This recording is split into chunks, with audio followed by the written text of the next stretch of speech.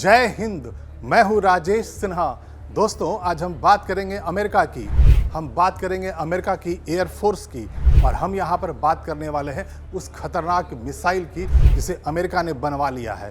और कहानी ये निकल कर आ रही है कि ये जो नई मिसाइल है ये इतनी खतरनाक है कि एक बार अगर इसे दाग दिया गया तो दुश्मन को बर्बाद करके ही मानेगी।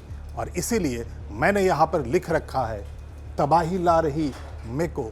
ये जो आप तस्वीर देख रहे हैं ये उसी मिसाइल की तस्वीर है, इसका नाम है मेको।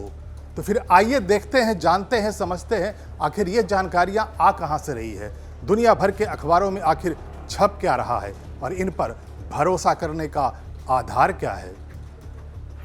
ये armyrecognition.com है। यहां पर जो जानकारी छपी है मैं एक्सप्लेन करता हूं। Lockheed Martin's new MACO hypersonic missile to equip almost all US aircraft. यहाँ ये बताया जा रहा है कि जो नई मिसाइल बना दी गई है मैको, जिसका नाम है और हाइपरसोनिक मिसाइल है, उसे अमेरिका ये प्लानिंग कर रहा है कि सारे एयरक्राफ्ट्स में, सारे फाइटर जेट्स में उसे तैनात कर दिया जाएगा।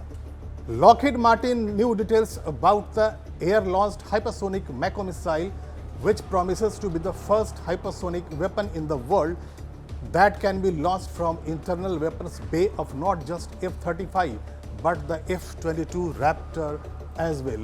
ये जो नई मिसाइल बनाई गई है जिसका नाम मेको है, वो सिर्फ F-35 जैसे फाइटर प्लेन से ही नहीं लॉन्च की जा सकती है। आने वाले वक्त में अमेरिका की जितने भी फाइटर जेट्स होंगे उनमें इसे तैनात कर दिया जाएगा। जानकारी ये भी निकल कर आई है कि इसे ऐसे डिज़ाइन किया गया है, इस मिसाइल को, ये वजन में कम है, साइज में छोटी है और घातक शक्ति ज़्यादा है। और इसीलिए इस मिसाइल के बारे में कहा यह जा रहा है आने वाले वक्त में अमेरिका के एयरफोर्स, अमेरिका की नेवी के लिए ये एक गेम चेंजर बनने वाली है। द मेको missile was developed under a air force standing attack weapon program which Lockheed Martin receiving approximately $35 million in development contracts। इस मिसाइल को बनाया गया है उस प्रोग्राम के अंदर जिसका नाम है air force standing attack weapon program, यानी कि एक ऐसी मिसाइल सिस्टम ये होगी जो हर वक्त तैनात तैयार रहेगी और ज़रूरत पड़ते ही इसे दाग दिया जाएगा। The aim is to field a weapon capable of countering China's anti-access area denial assets in the Pacific, necessitating a weapon that is both quick and powerful। यहाँ पर सीधा मतलब ये निकलता है कि अमेरिका को ये महसूस हो रहा था कि चूंकि चाइना की तरफ से थ्रेट परसेप्शन लगातार बना रहता है, नॉर्थ कोरिया की तरफ से अमेरिकन इंटरेस्ट जो दुनिया भर में अलग अलग उनके एयर बेस फैले हैं, आर्मी के बेस फैले हैं, उन इंटरेस्ट के ऊपर नॉर्थ कोरिया और चाइना की तरफ से लगातार थ्रेट परसेप्शन होता है। और दूसरी तरफ रूस और यूक्रेन के बीच में युद्ध चल रहा है। और इन्हीं सारी बातों को देखते हुए अमेरिका के एयरफोर्स ने यह डिसाइड कर लिया कि उन्हें एक हाइपरसोनिक मिसाइल की सख्त ज़रूरत है जो किसी भी वक्त, किसी भी मौसम में और किसी भी फाइटर जेट के साथ दागी जा सके और दुश्मन को बर्बाद कर दिया जा सके। Traditionally hypersonic missiles have been too large to fit inside the internal weapons bays of stealth fighters due to their large rocket motors and fuel stores. Traditional जो हाइपरसोनिक मिसाइल्स होते हैं उनके जो रॉकेट मोटर्स होते हैं और fuel stores होता है इतना बड़ा होता है, इतने बड़े होते हैं, इससे उनका वजन भी बढ़ जाता है, उनका साइज भी बढ़ जाता है। और इसीलिए जब फाइटर जेट के अंदर जब फिटिंग करनी होती है तो एक्सटर्नल कैरियर्स के लिए एक्सटर्नल फिटिंग तो हो जाती है, लेकिन जब इंटरनल फिटिंग बे में लगाया जाता है तो मुश्किल आती है। और इसीलिए मेको को इस तरह से डिज़ाइन किया है अमेरिका ने कि वो किसी भी फाइटर जेट में छोटे से स्पेस में इसे फिट किया जा सकता है। Lockheed Martin has confirmed that the MECO missile has already been fit checked for external carriers of F/A-18 Super Hornet, EA-18G Goller, F-15E Strike Eagle, F-60C Fighting Falcon and P-81 Poseidon। बताया ये जा रहा है कि इसे जब internal fitting और external fitting के लिए जब इसकी फिट चेकिंग की गई तो ज़्यादातर जो हवाई जहाज़ हैं, जो फाइटर जेट्स हैं अमेरिका के, जैसे F-16C है, F-15E है, इन सब में इसे सक्सेसफुली फिट चेकिंग कर लिया गया है।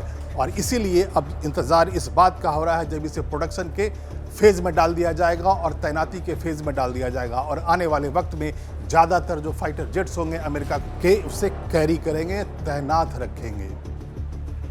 In effect, this weapon is designed to be carried by nearly any aircraft in the US arsenal with standard 30-inch lux. सिर्फ 30 इंच का ही जिसके पास लक्स होगा वो एयरक्राफ्ट इसे आसानी से अपने अंदर फिट कर सकता है और यही इसे खास बनाती है क्योंकि हर तरह के फाइटर जेट्स में इसे तैनात किया जा सकता है। Named after the fastest shark in the sea, the मेको missile is designed for multi mission capabilities. मतलब ये हुआ कि मल्टी मिशन कैपेबिलिटीज के लिए इसे डिजाइन किया गया, यानी सिर्फ किसी एयरफोर्स फाइटर जेट के लिए नहीं, नेवी के फाइटर जेट के लिए नहीं, किसी भी ऑपरेशन के लिए अगर अटैक करना हो किसी भी तरह के प्रोग्राम में, किसी तरह के मिशन में, इसे आराम से उपयोग में लाया जा सकता है। और इसका जो नाम है वो समुद्र की सबसे तेज तैरने वाली शार्क के नाम पर, मेको के नाम पर रखा गया है। इस पूरी जानकारी से जो कहानी निकलकर सामने आ रही है वो ये है कि अमेरिका के एयरफोर्स को, अमेरिका की नेवी को ये लगने लगा था आने वाले वक्त में उन्हें एक खतरनाक हाइपरसोनिक मिसाइल की ज़रूरत पड़ने वाली है।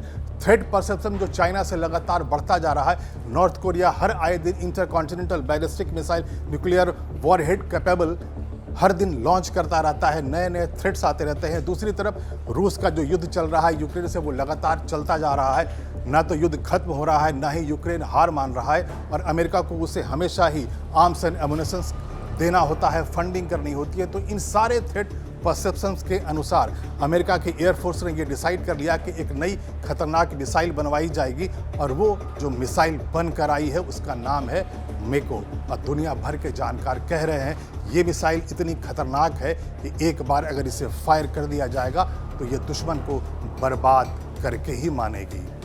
अभी के लिए इतना ही। मैं फिर आऊँगा, ऐसी रोचक जानकारियाँ आपके लिए लेकर आता रहूँगा, लेकिन आप इस वीडियो को लाइक कर दें और शेयर कर दें। और अगर अभी तक आपने इस चैनल को सब्सक्राइब नहीं किया है तो प्लीज़ सब्सक्राइब कर लें, बेल आइकन को प्रेस कर दें। तब तक के लिए धन्यवाद। जय हिंद।